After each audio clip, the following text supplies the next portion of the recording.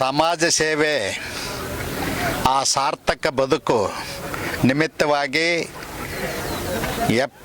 ಮೇ 9ನೇ ತಾರೀಕಿಗೆ ನಡೀತಕ್ಕಂಥ ಅಭಿಮಾನೋತ್ಸವ ಚಿತ್ರದುರ್ಗದಲ್ಲಿ ಭಾಳ ಅದ್ಧೂರಿಯಾಗಿ ನಡೀತಾ ಇದೆ.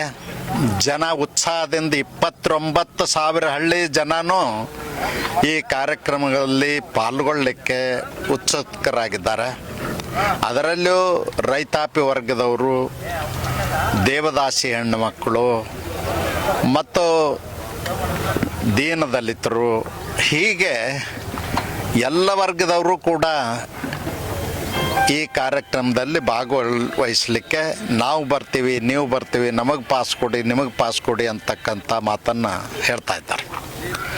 ನಾವು ಚಿತ್ರದುರ್ಗದ ನಗರದಲ್ಲಿ 8ನೇ ತಾರೀಕಿಗೆ ಸಂಜೆ 5ರಿಂದ 6 ಗಂಟೆ ಒಳಗಡೆ ಪುರಪ್ರವೇಶ ಅಂತಕ್ಕಂಥ ಕಾರ್ಯಕ್ರಮವನ್ನು ಮಾಡ್ತೀವಿ. ಪುರಪ್ರವೇಶ ಕಾರ್ಯಕ್ರಮ ಒಂದು ವಿಶಿಷ್ಟವಾದಂಥ ಕಾರ್ಯಕ್ರಮ.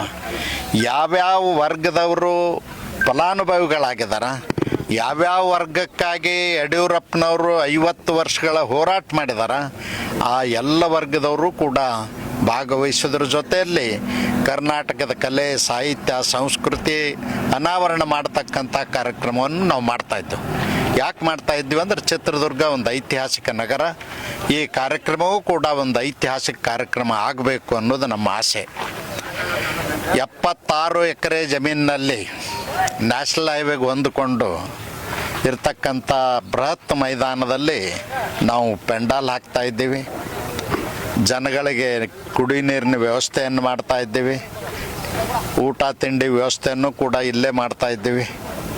ಸುಮಾರು 8ರಿಂದ 10 ಲಕ್ಷ ಜನ ಬಂದು ಹೋಗುವಂಥ ಇದೊಂದು ವಿಶಿಷ್ಟವಾದಂಥ ಕಾರ್ಯಕ್ರಮ ಮತ್ತು ಇದೊಂದು ಐತಿಹಾಸಿಕ ಕಾರ್ಯಕ್ರಮ.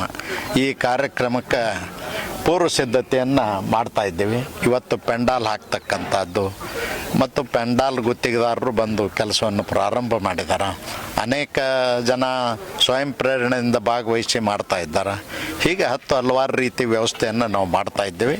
ಅದಕ್ಕೆ ನಾನು ಈ ಸಂದರ್ಭದಲ್ಲಿ ನಮ್ಮ ನಾಡಿನ ಜನತೆಗೆ ಕೈ ಮುಗಿದು ಪ್ರಾರ್ಥನೆ ಮಾಡ್ತೀನಿ. ಈ ಕಾರ್ಯಕ್ರಮ ಒಂದು ಐತಿಹಾಸಿಕ ಕಾರ್ಯಕ್ರಮ ಆಗಬೇಕು. ತಾವೆಲ್ಲ ಬನ್ನಿ, ಭಾಗವಹಿಸಿ.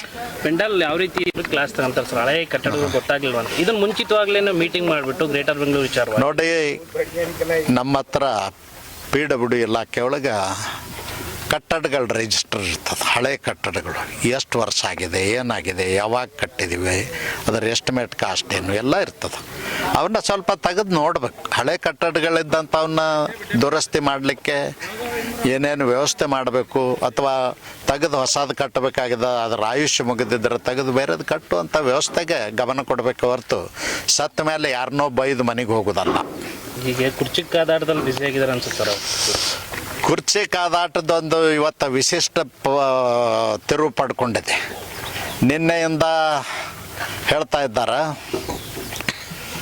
ದಲಿತ ಮುಖ್ಯಮಂತ್ರಿ ಮತ್ತು ಮುನ್ನೆಲೆಗೆ ಬಂದಿದೆ. ನಾನು ಹೇಳ್ತೀನಿ, ಇವ್ರಿಗೇನು ಮಾನ ಮರ್ಯಾದೆ ಐತೋ ಇಲ್ಲೋ ಗೊತ್ತಿಲ್ಲ. ದಲಿತ ಮುಖ್ಯಮಂತ್ರಿ ಅಲ್ಲ, 6.5 ಕೋಟಿ ಜನರ ಮುಖ್ಯಮಂತ್ರಿ ಆಗಬೇಕು.